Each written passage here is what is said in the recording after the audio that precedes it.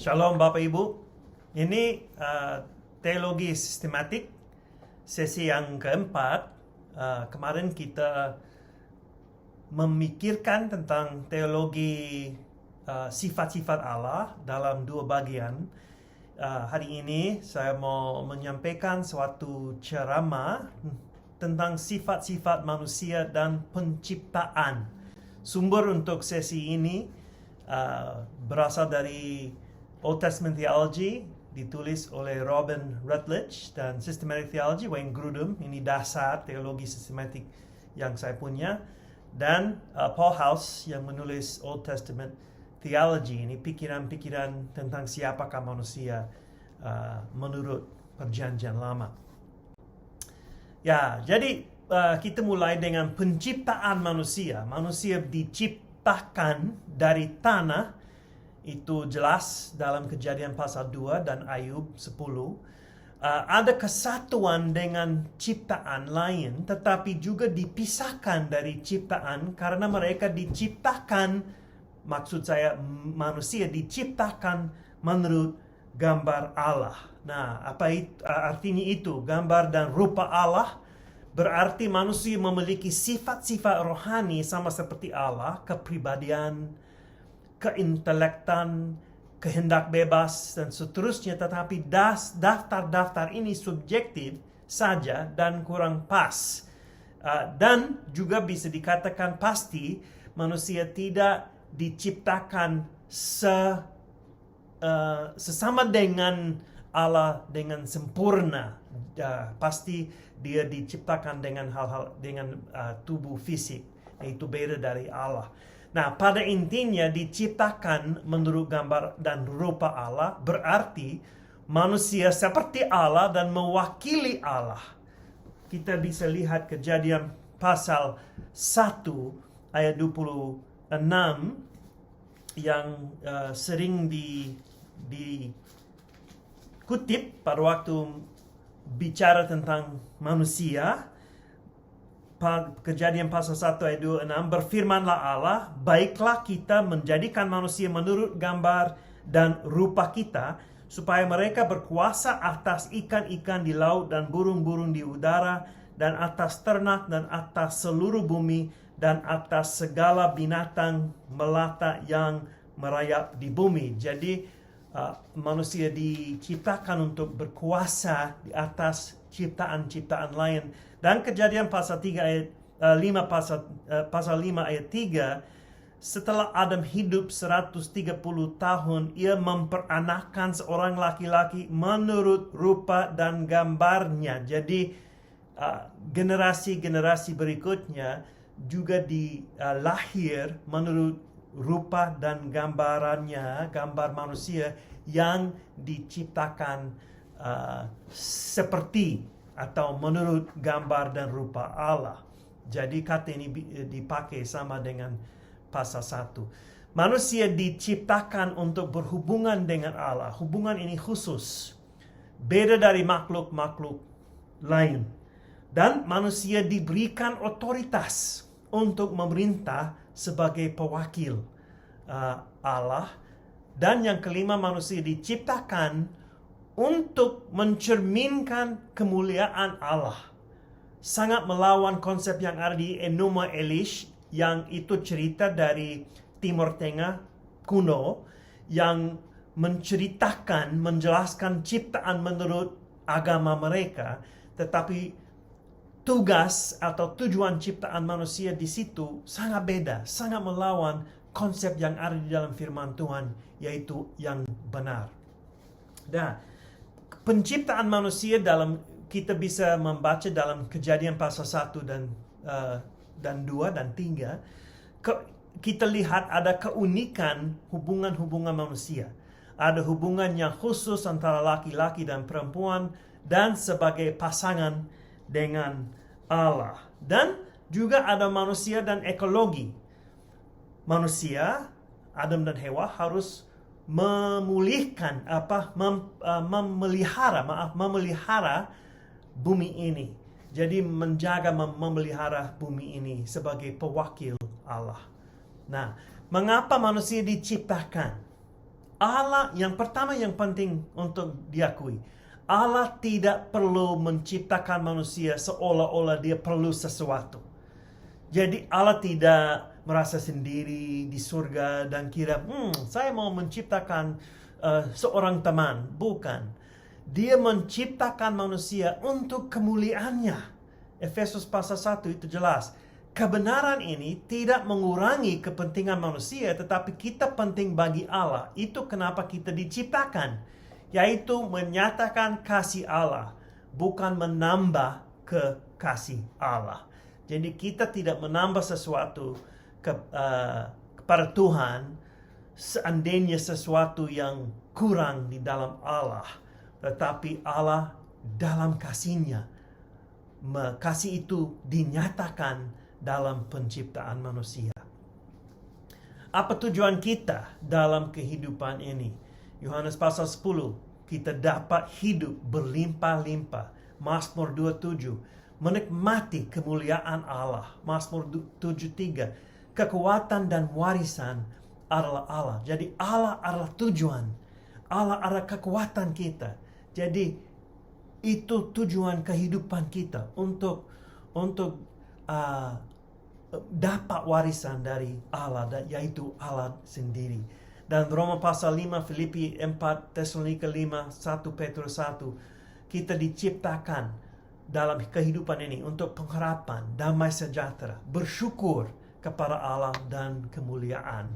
Maaf, ada salah titik, bukan bersyukur. Nah, saya mau mengatakan bahwa ada konsep yang dalam sastra-sastra yang mengatakan bahwa ada dua penciptaan. Tapi saya tidak setuju dengan itu. Tidak ada dua penciptaan, tetapi dua versi yang komplementer. Pasal 1 dalam Kejadian dan Kejadian pasal 2, ada struktur kiastis, sepertinya dua versi diatur dengan sengaja. Ada tekanan yang beda dalam pasal 1 dan pasal 2. Yang pertama, pasal 1 membahas langit dan bumi, dan berfokus kepada karya Allah yang kosmis, yang besar. Yang kedua, pasal 2, membahas bumi dan langit dan berfokus pada hubungan Allah dengan bumi itu. Jadi pasal 1 Allah yang transenden, dan pasal 2 Allah yang emanen, yang dekat, yang bertindak dan campur tangan dalam bumi ini. Nah, perbedaan laki-laki dan perempuan, ini penting juga, teologi seksual yang alkitabiah. Jadi kita bisa lihat kesatuan secara fisik, kesatuan rohani dan emosi. Jadi ada kesatuan dalam laki-laki dan perempuan. Kesatuan ini tidak ada perkesudahan, itu sepanjang hidup. Maliaki pasal 2, Roma pasal 7 menjelaskan tidak boleh bercerai karena kesatuan itu tetap ada. Dan hubungan seksual di luar konteks hubungan pernikahan bikin kacau dengan rencana Tuhan untuk suami istri. Itu kenapa itu menjadi dosa yang serius, karena memecahkan atau memisahkan hubungan suami istri yang adalah tujuan Tuhan untuk pasangan itu, untuk kehidupan seumur hidup orang itu. Nah, lihat, bukan laki-laki dengan laki-laki atau perempuan dengan perempuan. Tujuannya bertambah dan beranak cucu. Jadi tidak bisa bertambah dan beranak cucu kalau laki-laki dan laki-laki, perempuan dan perempuan. Jadi ini menjadi satu contoh atau mencerminkan hubungan Allah Tritunggal.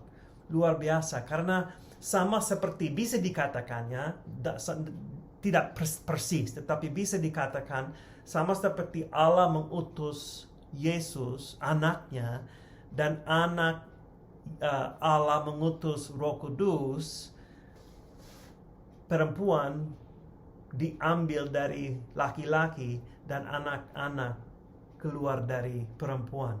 Jadi hubungan keluarga itu bisa mencerminkan hubungan yang intim Allah Tritunggal. Jadi itu kepentingan kesehatan pernikahan kita di dalam dunia ini sebagai contoh kemuliaan Allah. Nah, kesamaan dalam kepribadian dan kepentingan. Ini dari Grudem. Jadi Kejadian pasal 1 menjelaskan keduanya kesamaan dan kepribadian dan diciptakan menurut gambar serupa dengan Allah.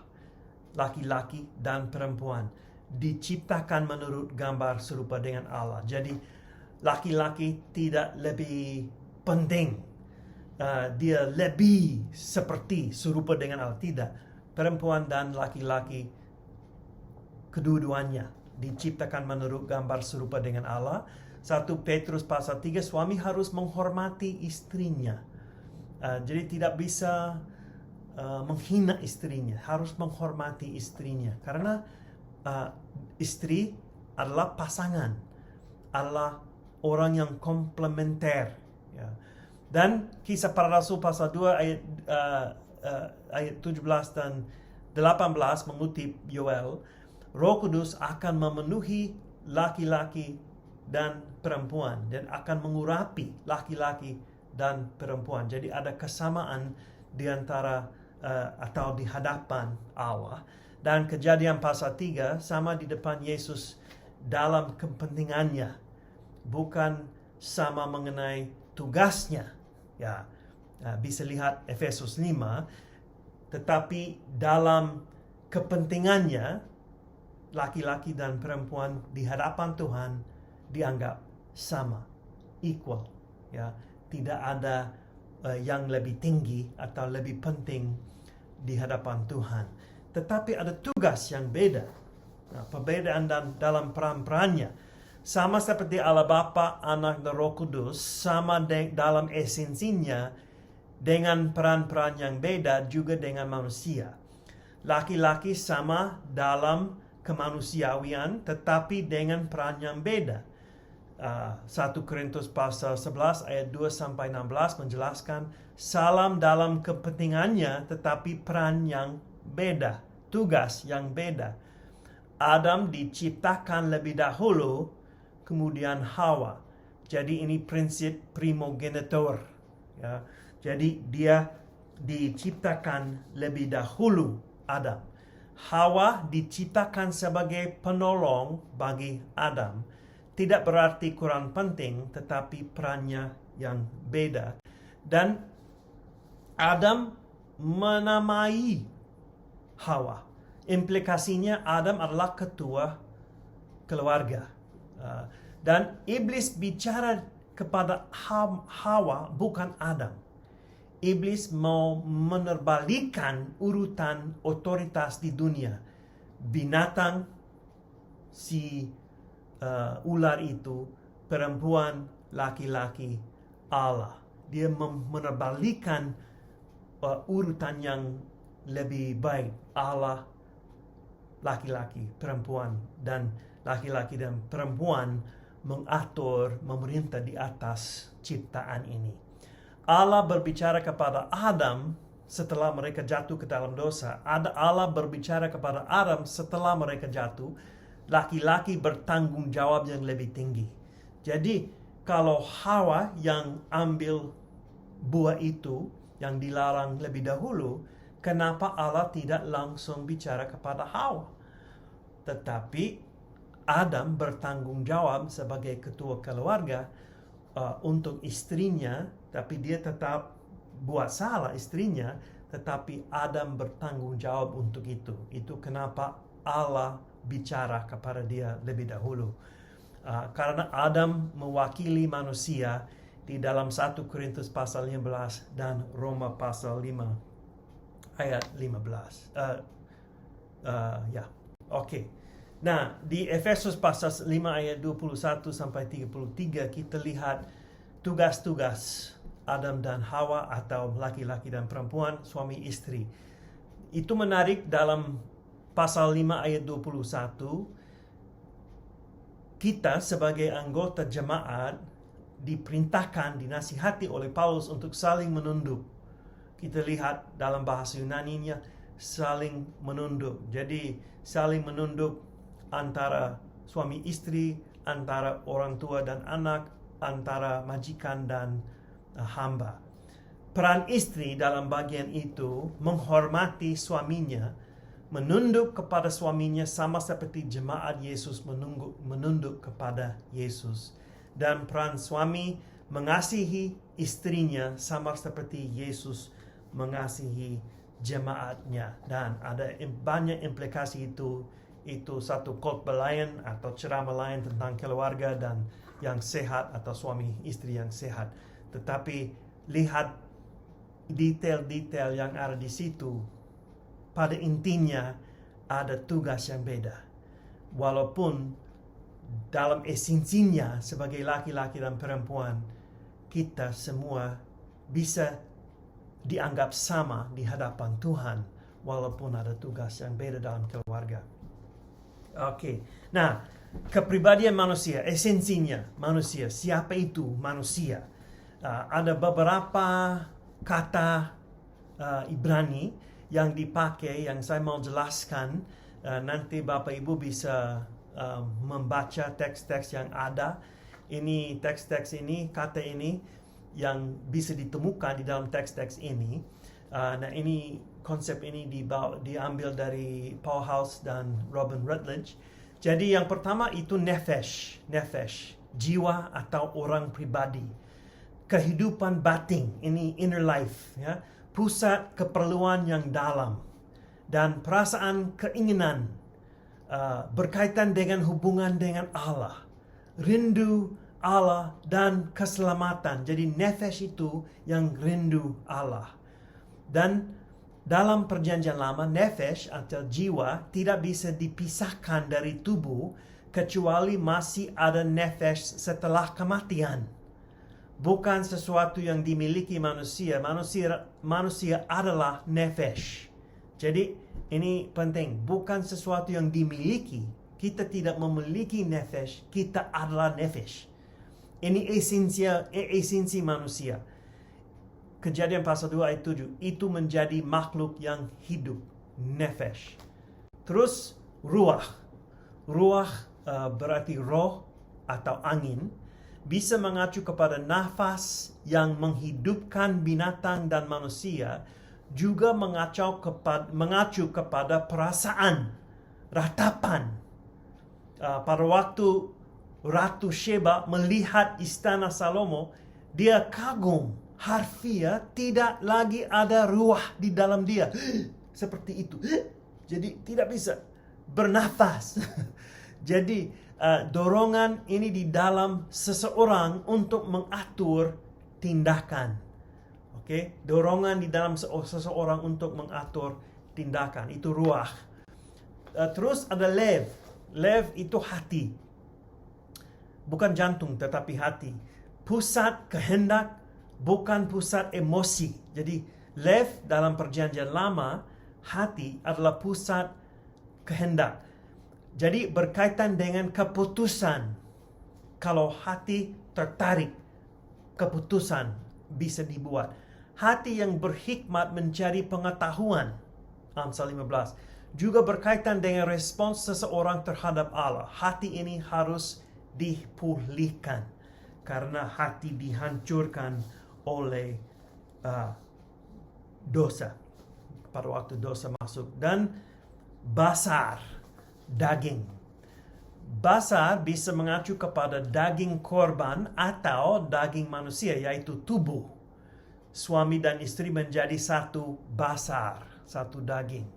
Di dalam perjanjian lama, basar tidak digambarkan sebagai sesuatu yang jahat. Ini teologi gnostisisme, ya, yang zat materi ini jahat. Tapi di dalam perjanjian lama, basar tidak digambarkan sebagai sesuatu yang jahat, tetapi sesuatu yang lemah dan tidak kekal, khususnya dibandingkan dengan Allah. Nah, jadi basar tambah ruah berarti nefesh. Itu nefesh. Basar, daging, dan roh dan ruah. Nafas, ya. Jadi nefesh tidak mengacu kepada salah satu unsur kepribadian manusia, tetapi kepada identitasnya. Ruah memberikan kehidupan kepada manusia bukan sebagian inti kepribadiannya. Tidak dimiliki manusia, sekali lagi. Ruah diberikan Allah dan dimiliki Allah. Jadi Allah bisa ambil ruah itu. Jika Allah mengambil ruah, kehidupan orang itu berhenti. Terus menurut Perjanjian Lama, manusia tidak tribagian atau tripartit, tubuh, jiwa, dan roh, atau dua bagian, dua partit, tubuh dan roh, jiwa. Tetapi di dalam Perjanjian Lama, manusia adalah kesatuan utuh. Ada contoh yang mana ruah, nefesh, dan lev tumpang tindih. Kadang-kadang ruah berkaitan dengan nefesh. Ruah dan lev sering dinyatakan sebagai pasangan. Lev juga berhubungan dengan nefesh. Jadi saya kira Bapak Ibu, saudara-saudari, tidak usah berdebat tentang tripartite, dua partai. Karena di dalam Perjanjian Lama, manusia dianggap utuh. Tetapi bisa dikatakan pada waktu manusia meninggal, ruhnya keluar atau nefeshnya lanjut. Karena itu intinya siapa orang itu, nefesh. Nefesh tidak berhenti. Ya, itu inti manusianya. Ya, bukan sesuatu yang dimiliki, tetapi itu manusiawi. Jadi saya kira lebih alkitabiah kalau kita berbicara tentang dua bagian manusia, tubuh, hal fisik, dan hal rohani. Tidak usah membagikan rohani itu jadi jiwa dan roh. Di dalam Perjanjian Lama dan Perjanjian Baru ada dua bagian, tubuh dan rohani. Jadi tubuh, jiwa, dan roh. Tubuh, daging, sarx dalam bahasa Yunani, basar, tidak dianggap jahat. Roh dan jiwa dipertukarkan. Beberapa ayat yang mana tiga bagian itu ditulis tubuh, jiwa, dan roh. Tidak berarti jiwa dan roh beda, tetapi dua kata untuk menjelaskan satu realitas, satu nyata yang sama. Jadi terkadang roh meninggalkan tubuh, terkadang jiwa meninggalkan tubuh dalam firman Tuhan. Manusia dijelaskan sebagai tubuh dan roh atau tubuh dan jiwa. Jadi ditukarkan kata-kata itu. Roh dan jiwa bisa berbuat dosa. Dan apakah yang dikatakan dilakukan roh juga dilakukan jiwa. Jiwa dan roh dipakai untuk menjelaskan hal-hal rohani. Ya, jadi ini esensi siapakah manusia. Nah, dosa masuk. Ya, perintah Allah dalam Kejadian pasal 2. Saya akan membaca itu. Perintah Allah dalam Kejadian pasal 2 ayat 16 dan 17. Lagi Tuhan memberi perintah ini kepada manusia. Semua pohon dalam taman ini boleh kau makan buahnya dengan bebas. Tetapi pohon pengetahuan tentang yang baik dan yang jahat itu, janganlah kau makan buahnya. Sebab pada hari engkau memakannya, pastilah engkau mati. Jadi alasan perintah itu yang pertama memberikan manusia suatu kesempatan yang berperan dalam hubungan mereka dengan Allah. Jadi kehendak bebas, menaati perintah Allah dan terus berhubungan yang baik dengan Allah atau menolaknya. Itu keputusan. Allah ingin hubungan yang berdasarkan keputusan manusia yang bebas, tetapi bukan sebagai pribadi yang sama. Manusia tetap harus taat. Pengetahuan hal yang baik dan hal yang jahat berarti manusia mau ambil keputusan sendiri dan mau mengatur masa depannya sendiri. Mereka tidak lagi bergantung kepada Allah dan firman-Nya. Mereka mau menggantikan posisi Allah. Jadi ini dosa, esensi definisi dosa itu menggantikan Allah dengan sesuatu. Jadi manusia mau menggantikan Allah dengan diri sendiri. Ini mereka mau menjadikan manusia sebagai berhala, menjadikan sendiri-sendiri sebagai berhala. Pemberhalaan itu dosa. Jadi setiap kali kita ambil sesuatu selain Allah, itu seperti ambil berhala atau menyembah berhala. Ini esensinya apa itu dosa. Menggantikan Allah dengan seseorang atau sesuatu. Jadi godaan dan kejatuhan dijelaskan dalam Kejadian pasal 3 ayat 1 sampai 7. Si ular itu bisa dibaca ceritanya dalam Hikmat Salomo 2 ini dari Apokrifa. Ular disamakan dengan iblis.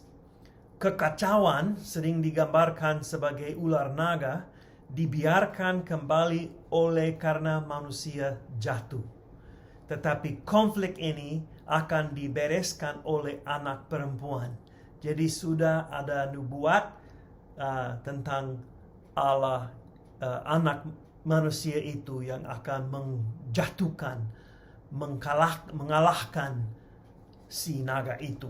Nah, natur godaan ini keinginan untuk menjadi seperti Allah atau adalah inti godaan ini.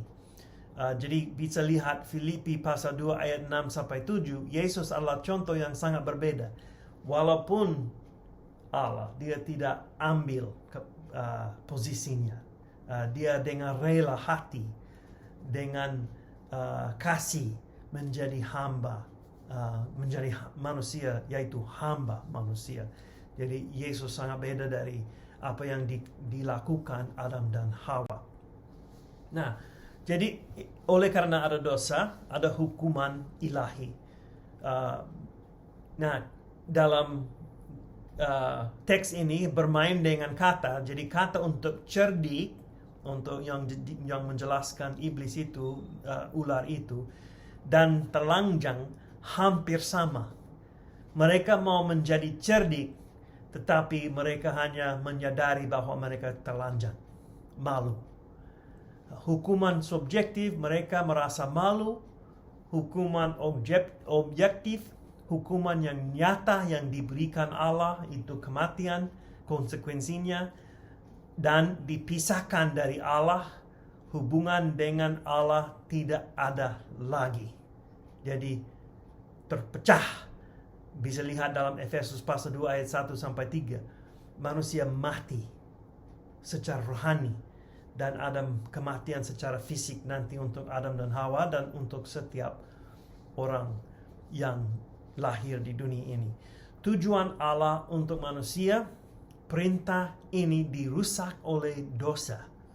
Setelah kejatuhan dalam dosa, keadaan jadi lebih buruk oleh karena pembunuhan dan kejahatan umum. Alam semesta menguasai manusia, tidak terbalik. Jadi tujuan Allah, manusia menguasai, memerintah di atas penciptaan ini. Tetapi oleh karena dosa, alam semesta menguasai mereka. Ya, jadi terbalik. Kejatuhan manusia ada pengaruh besar. Hawa adalah ibu untuk semua manusia sama dengan dampak dosanya. Peneruan sampai ke Babel. Kejadian pasal 11 menjelaskan itu. Jadi manusia jatuh, pengaruh kejatuhan itu sampai generasi-generasi depan. Peluasan dosa, Kejadian pasal 4 sampai pasal 11 menjelaskan penurunan dosa yang cepat.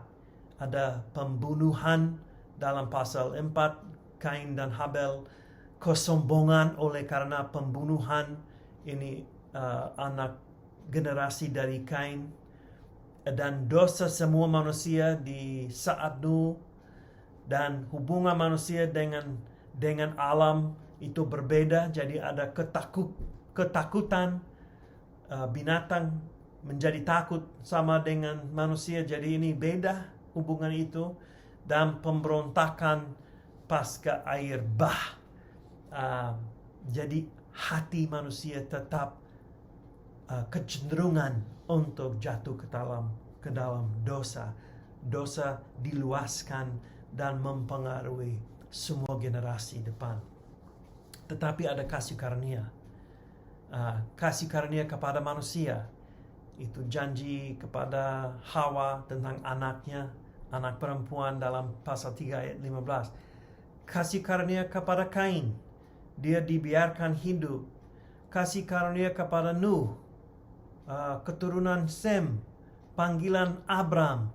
Jadi di dalam peluasan dosa ada kasih karunia dari Allah, ada jawaban, ada rencana.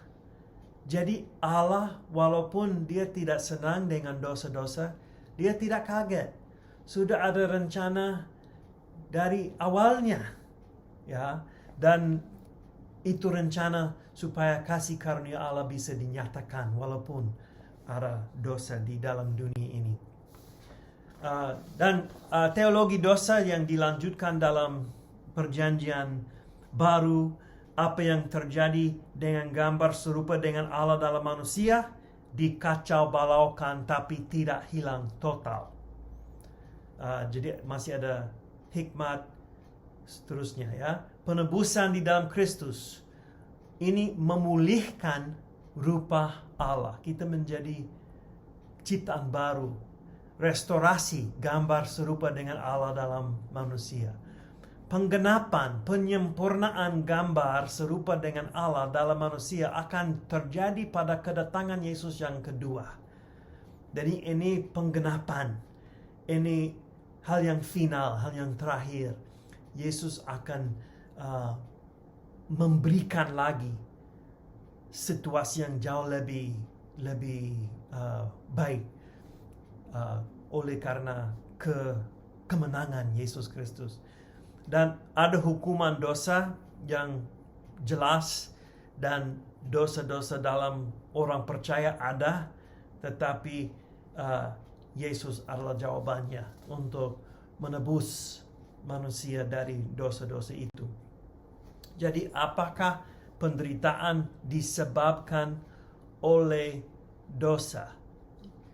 Ya, penderitaan disebabkan oleh dosa dalam Kejadian pasal 2, tetapi kita bisa lihat Ayub pasal 1 ayat 2 dan Yohanes pasal 9.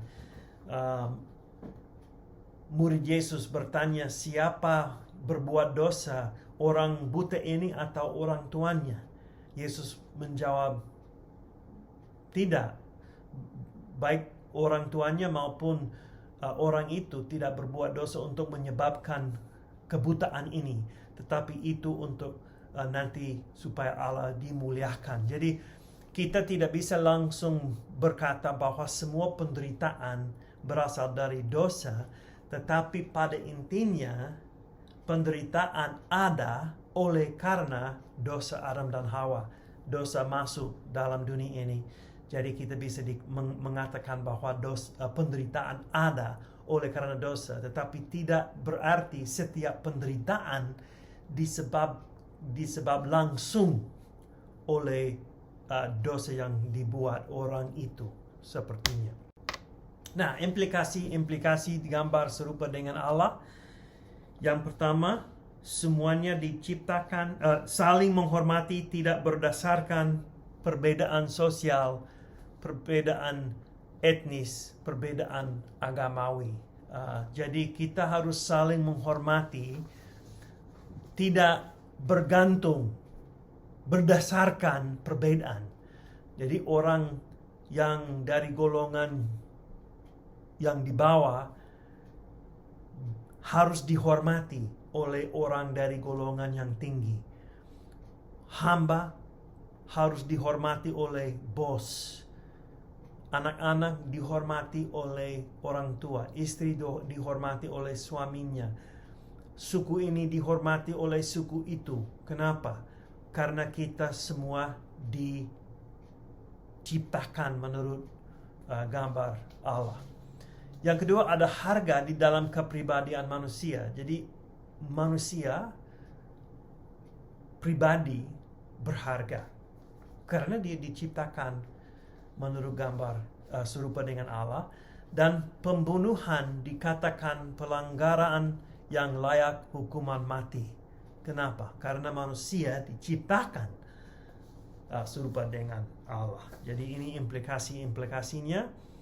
Dan yang terakhir, kita lihat sifat-sifat penciptaan.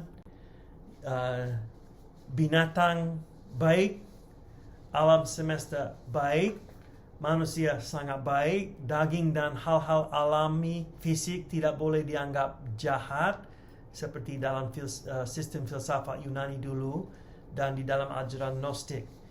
Semuanya itu baik. Dan ada kehancuran dan kekurangan dan kematian yang masuk dalam penciptaan oleh karena dosa. Jadi kehancuran di dalam penciptaan, kekurangan, kematian yang masuk dalam penciptaan oleh karena dosa. Ada kecenderungan untuk pemberontakan. Dan masa depan penciptaan menunggu. Dalam Roma pasal 8 ayat 18 sampai 22. Penciptaan menunggu. Ada pemulihan masa depan. Jadi penciptaan akan dibebaskan. Penciptaan dibebaskan bukan oleh karena manusia. Penciptaan dibebaskan oleh karena Kristus dan penebusan Kristus. Dan kita melihat dan menantikan dunia baru dan Yerusalem baru dalam Wahyu pasal 21. Bait Allah di dalam perjanjian lama adalah perwakilan keadaan Taman Eden yang sempurna. Ada pohon-pohon dan bunga-bunga yang digambarkan di bait Allah. Nah, keadaan yang sempurna, berbuah dan berlimpah ada di Yerusalem baru.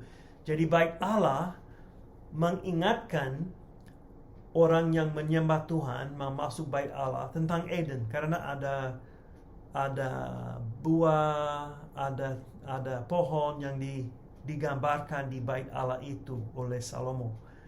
Tetapi masa depan dalam bait Allah baru, Yerusalem baru, itu akan berlimpah dan berbuah banyak. Allah akan berada dan diam bersama-sama orang percaya, sama seperti di Taman Eden, tetapi itu lebih dekat lagi, lebih intim lagi, lebih mulia lagi. Penderitaan, kesedihan, dampak dosa akan hilang pada waktu yang terakhir dengan Allah. Ini sedikit tentang siapakah manusia, teologi manusia dan dosa, dan kita ada harapan yang besar karena anak Allah menjadi manusia, menjadi daging, dan diam bersama-sama dengan kita untuk menjadi penebus. Kita akan membahas siapakah Yesus dan karya Yesus dalam sesi yang berikutnya. Tuhan memberkati. Bapa, kami serahkan sesi ini dalam tangan Tuhan dan tolong memakai sesi ini untuk kemuliaan Tuhan. Kami berdoa dalam nama Yesus Kristus. Amin. Shalom.